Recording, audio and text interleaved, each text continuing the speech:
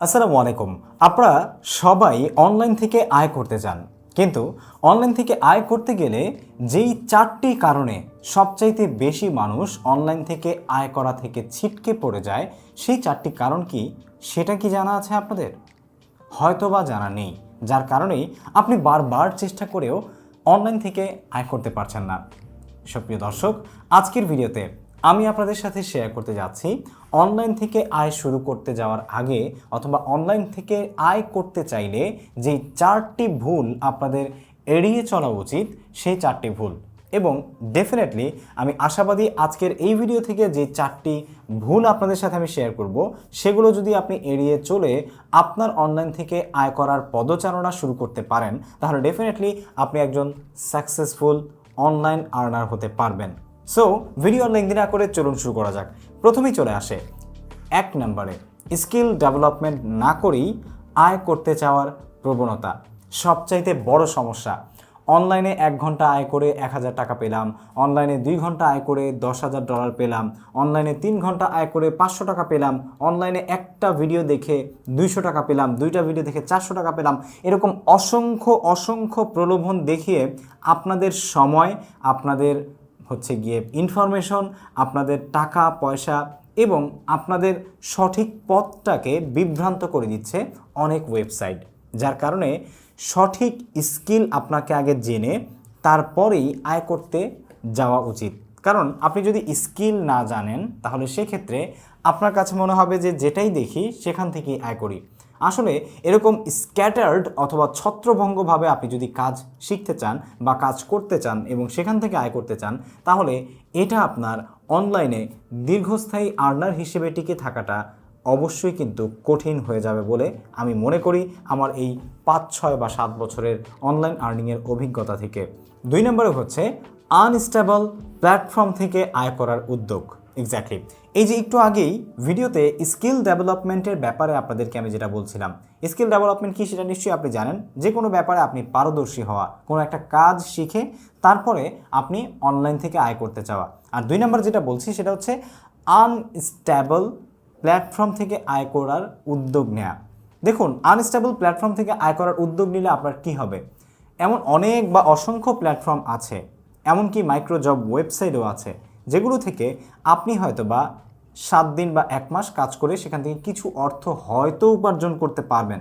তবে এই সমস্ত ছোট আনস্টেবল প্ল্যাটফর্মগুলো থেকে আয় না করতে পারার পসিবিলিটি সবচেয়ে বেশি, বরঞ্চ তারা আপনাকে দিয়ে কাজ করিয়ে নিবে, আপনাকে যে প্রযোজ্য পাওনাটা সেটা কিন্তু দেবে না। সেই জন্য আনস্টেবল প্ল্যাটফর্ম থেকে আপনি কিন্তু দীর্ঘস্থায়ী আর্নিং করতে পারবেন না।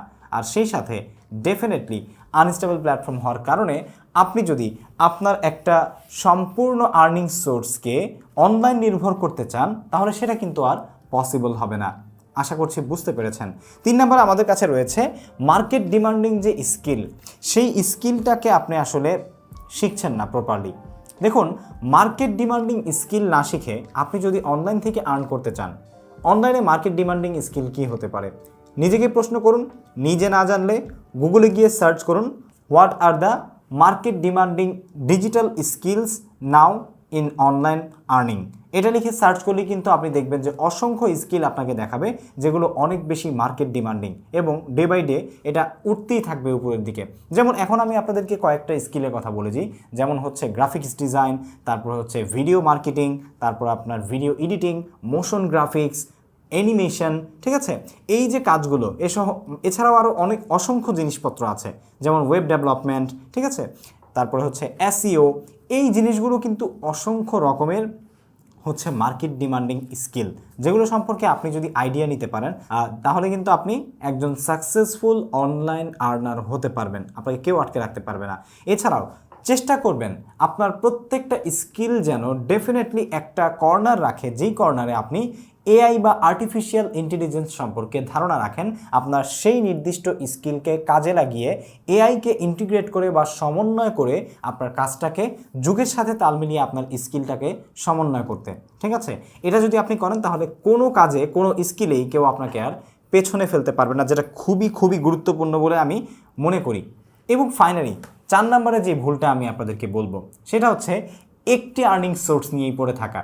আমরা অনেকেই জানি যে আমরা যখন কোনো কাজ শিখি অনলাইন থেকে আর্ন করার উদ্দেশ্যে, তখন কিন্তু ডেফিনেটলি আমরা যে কোনো একটা কাজে হয়তো বা ভালো করে ফেলি। হয়তো বা সেটা হচ্ছে আমি গ্রাফিক্সের একটা মার্কেট প্লেসে ভালো একটা মানে প্রোফাইল তৈরি করে ফেলেছি এবং সেখানে ভালো কাজও পাচ্ছি। শুধু ওই জায়গায় আপনি ফোকাস করে থাকবেন না, ডেফিনেটলি আপনি চেষ্টা করবেন আপনার সেই প্রোফাইলটাকে এবং সেই প্রোফাইলের অভিজ্ঞতাগুলোকে কাজে লাগিয়ে মাল্টিপল যে মানে ওয়ে আছে সেই ওয়েগুলোকে তৈরি করতে। Profile, multiple way, multiple way, multiple way. আপনি চেষ্টা করবেন মাল্টিপল সোর্স থেকে আপনার আর্নিং রাখা, কারণ অনেক সময় দেখা যাবে যে কোনো না কোনো কারণে আপনার যে প্রোফাইলটা খুবই ভালো, সেই প্রোফাইলটা হয়তো বা নির্দিষ্ট একটা সময়ের জন্য ভালো পারফর্ম করছে না, কিন্তু যদি আপনি মাল্টিপল সোর্স রাখেন তখন সেই সোর্সগুলো কিন্তু আপনাকে সাপোর্ট দিবে যে না, কোনো সমস্যা নেই, আমরা আছি, তুমি এখানে একটু দুর্বল থাকলেও এখান থেকে আমরা সাপোর্ট দিব। ঠিক আছে? আর যদি আপনি একটা সোর্সের উপরে নির্ভর করে থাকেন তাহলে দেখা গেছে অনলাইন প্ল্যাটফর্মটা এমন একটা প্ল্যাটফর্ম, ডেফিনেটলি একটা রিস্কি প্ল্যাটফর্ম, কিন্তু এই রিস্কি প্ল্যাটফর্মকেই এখন কিন্তু আসলে অনেকেই তাদের মূল সোর্স অফ ইনকাম করে নিয়েছে। যেমনটা আমি নিজেই, আমি কিন্তু এখন ফুল টাইম কন্টেন্ট ক্রিয়েটর, পাশাপাশি ইউনিভার্সিটিতে পড়াশোনা করছি যেটা প্রায় শেষের দিকে। আর এরপরে আমি আমার ফুল টাইম কন্টেন্ট ক্রিয়েশনকে আরও বেশি এফোর্ট দিয়ে ভালো করার চেষ্টা করব এবং সেটাকে অন্যান্য সোর্স দিয়ে আরও ইন্টিগ্রেট করার চেষ্টা করব। ঠিক আছে? সো আই হোপ আপনারা বুঝতে পেরেছেন যে অনলাইন থেকে আয় করার ক্ষেত্রে বা আয় করা শুরু করার ক্ষেত্রে যে 4টি ভুল আপনি এড়িয়ে চলা উচিত, সেই ভুলগুলো কী কী।